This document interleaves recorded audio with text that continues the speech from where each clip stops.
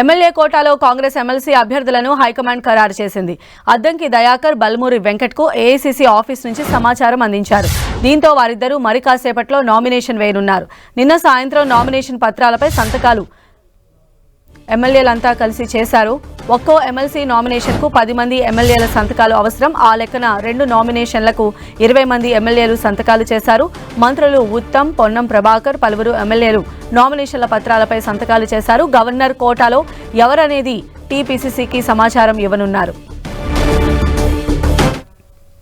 So MLA కోటాలోని MLC అభ్యర్థులు final అయిపోయారు. వాళ్ళకి సంబంధించి కూడా మిగిలిన ఎమ్మెల్యేలు 10 మంది ఒక్కొక్కరికి చొప్పున వాళ్ళు సంతకాలు కూడా చేస్తారు. మొత్తం లాంఛనప్రాయంగానే అయిపోయింది. మరిన్ని అప్డేట్స్ కూడా తెలుసుకుందాం. మా ప్రతినిధి ప్రతాప్ మనకు అందుబాటులో ఉన్నారు. ప్రతాప్, ఎమ్మెల్యే కోటాకు సంబంధించిన ఉప ఎన్నికలకు సంబంధించి కాంగ్రెస్ పార్టీ నుంచి అభ్యర్థుల ఖరారైందని చెప్పుకోవచ్చు. వీరికి సంబంధించి కూడా వాస్తవానికి ఏసీ ఇచ్చిన పార్టీ అధిష్టానం నుంచి కూడా అధికారికంగా ప్రకటన జారీ చేస్తారని, కానీ మౌఖికంగా ఆదేశాల మేరకు కూడా ఇప్పటికీ అద్దంకి దయాకర్, బల్మూరు వెంకటి ఇద్దరు పేరు కూడా దాదాపు ఖరారయ్యాయి. నిన్న మనం 10 ఫస్ట్ ఎక్స్క్లూజివ్గా చెప్పిన పరిస్థితి ఉంది. మొత్తం మీద ఈ ఇద్దరు అభ్యర్థులు కూడా మరి కాసేపట్లో నామినేషన్ వేయబోతున్నారు.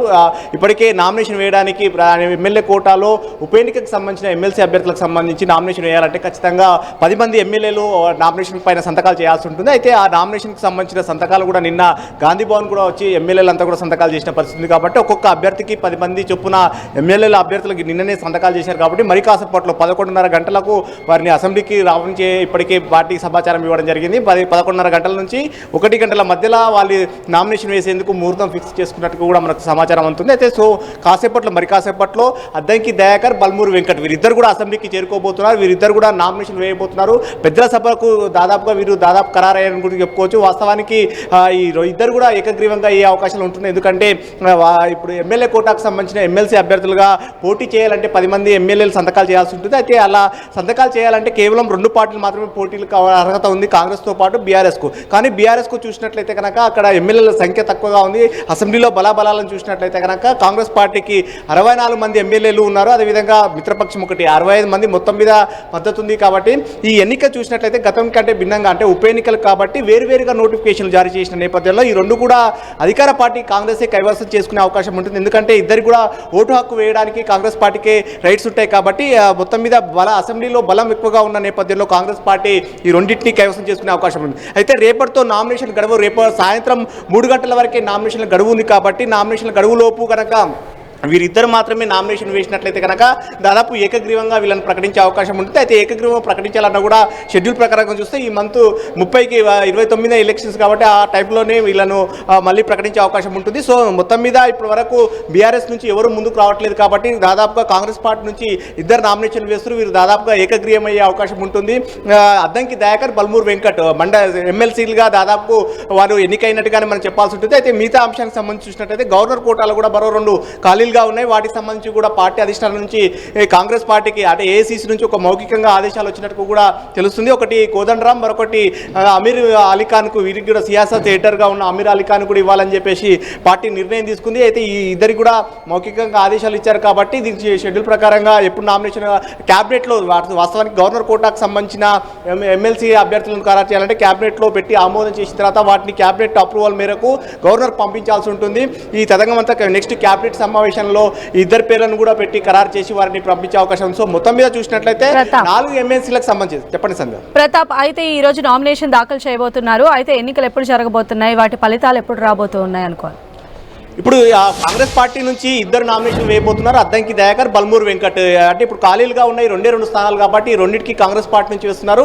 మరోవైపు ఒకవేళ బీఆర్ఎస్ కనుక పోటీలు ఉన్నట్లయితే మాత్రమే ఎన్నిక జరిగే అవకాశం ఉంటుంది. బీఆర్ఎస్ ఇప్పటి వరకు చూసినట్లయితే కనుక పోటీకి సంబంధించి ఎలాంటి సమాచారం ఇవ్వట్లేదు. కాబట్టి అంటే అందులో మన అసెంబ్లీలో చూసినట్లయితే ఈ ఎమ్మెల్సీ ఎన్నికల్లో పోటీ చేయాలంటే కనుక ఖచ్చితంగా 10 మంది ఎమ్మెల్యేలు సంతకాలు చేయాల్సి ఉంటుంది. 10 మంది సంతకాలు చేయాలంటే కనుక ఒకటి కాంగ్రెస్ లేదంటే బీఆర్ఎస్కి, ఈ రెండింటికి మాత్రమే అర్హత ఉంది. మిగతా ఏ పార్టీకి కూడా 10 మంది ఎమ్మెల్యేలు లేరు. కాబట్టి వారికి పోటీ చేసే అర్హతనే లేదు. మిగతా ఈ అంశాలు చూసినట్లయితే బీఆర్ఎస్కు సంబంధించిన అభ్యర్థి కూడా ఎవరు కూడా పోటీ చేయడానికి ముందుకు రావట్లేదు. ఎందుకంటే అక్కడ అసెంబ్లీలో చూసినట్లయితే బలం కాంగ్రెస్ పార్టీకి ఎక్కువగా ఉంది, 65 మంది సభ్యుల బలం ఉంది. కాబట్టి ఈ నేపథ్యంలో అంటే ఎన్నికస్ కూడా నామినేషన్కి సంబంధించి కూడా అది నోటిఫికేషన్ కూడా వేరువేరుగా నోటిఫికేషన్ ఇచ్చిన నేపథ్యంలో ఓటింగ్ కూడా అందరు ఎమ్మెల్యేలు కూడా ఇద్దరు అభ్యర్థులు కూడా ఓటు వేసే అవకాశం ఉంటుంది. కాబట్టి ఈ నేపథ్యంలో కాంగ్రెస్ పార్టీకి సంబంధించిన అభ్యర్థులే గెలుపొందే అవకాశం ఉంది. సో కాంగ్రెస్ పార్టీకి సంబంధించి అద్దంకి దయాకర్, బల్మూరు వెంకట్ మరి కాసేపట్లో నామినేషన్ వేయబోతున్నారు.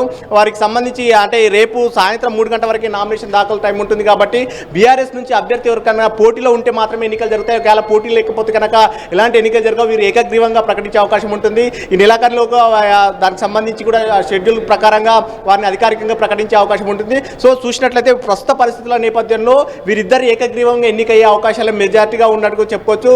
బల్మూరి వెంకట్ అదేవిధంగా అద్దంకి దయాకర్ ఇద్దరు పేర్లు కూడా దాదాపు ఏకగ్రీవంగా అయ్యే అవకాశం ఉంటుంది. ఎలాంటి ఎన్నికలు జరగకుండానే వీళ్ళిద్దరు ఏకగ్రీవంగా అయ్యే అవకాశం ఉంటుంది. గవర్నర్ కోటాకు సంబంధించి కూడా కోదండరాం కానీ అమీర్ అలీ ఖాన్ వీరి పేర్లను కూడా క్యాబినెట్లో ఆమోదించిన తర్వాత గవర్నర్కు పంపించే అవకాశం ఉంటుంది. గత ప్రభుత్వంలో కూడా వాస్తవానికి గవర్నర్ కోటాలో ఖాళీ ఉన్న రెండింటిని భర్తీ చేయాలని చూసినప్పటికీ రాజకీయ నేతలకు ఇవ్వమని చెప్పేసి గవర్నర్ రిజెక్ట్ చేసిన నేపథ్యంలో ఆ 2 ఖాళీలు అట్లే ఉన్నాయి. ఇప్పుడున్న సిచ్యువేషన్లో కోదండరాం ఒకవేళ రాజకీయ పార్టీ ఉన్నప్పటికీ కూడా ఆయన తెలంగాణ ఉద్యమంలో చాలా పీక్గా పనిచేశారు. ఆయన ప్రొఫెసర్గా జేఏసీ పెట్టి అన్ని పార్టీలను ఏకతాటిపైకి తీసుకొచ్చి తెలంగాణ ఏర్పాటులో కీలక పాత్ర పోషించారు. కాబట్టి కోదండరాం విషయంలో అభ్యంతరాలు ఏం రావు అనే ఒక ఆలోచన అయితే ఉంది. గవర్నర్ నుంచి కూడా పెద్దగా అభ్యంతరాలు రావు. కోదండరాం అనేది తెలంగాణ సమాజానికి ఒక ఐకానిక్గా ఉంటారు కాబట్టి ఇటువంటి సిచ్యువేషన్లో గవర్నర్ నుంచి అభ్యంతరాలు రావని ఒక ఆలోచన చేస్తున్నారు. మరోవైపు సియాసత్ ఎడిటర్గా పనిచేస్తున్న అమీర్ అలీ ఖాన్కి కూడా ఈ గవర్నర్ కోటాలు ఇవ్వాలని నిర్ణయించారు. ఆయన జర్నలిస్ట్ కోటాలో అతనికి ఇవ్వాలని కూడా నిర్ణయించారు. మొత్తం మీద గవర్నర్ కోటాకు సంబంధించిన ఇద్దరితో పాటు ఎమ్మెల్యే కోటాకు సంబంధించిన అభ్యర్థులు కూడా 4 పేర్లను కూడా దాదాపు ఖరారు చేసింది. ఆ ఎమ్మెల్యే కోటాకు సంబంధించిన అభ్యర్థులు మరి కాసేపట్లో నామినేషన్ వేయబోతున్నారు. సంధ్య. రైట్ ప్రతాప్.